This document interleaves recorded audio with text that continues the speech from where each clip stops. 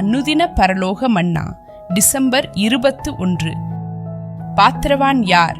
வெளிப்படுத்தல் 5ஆம் அதிகாரம் 2ஆம் வசனம். யூதராஜ சிங்கமான இயேசு கிறிஸ்துவின் மூலம் முத்தரிக்கப்பட்டவைகள் வெளிப்படுத்தப்பட்டு அதை வாசித்தறிய பாத்திரவான்களாய்த் தேவனால் நாம் அழைக்கப்பட்டிருக்கிறோம் என்பதை உணர வேண்டும்.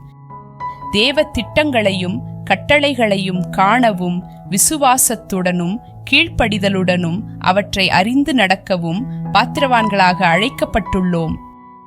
சில காரியங்களை மட்டுமே நாம் சத்திய ஒளியின் மூலம் காணக்கூடியவர்கள் என்று நம்மை குறித்து பலவீனமுள்ளவர்களாக எண்ணாமல் சகலத்தையும் நாம் அறிய பாத்திரவான்களாக அழைக்கப்பட்டதை உணர வேண்டும்.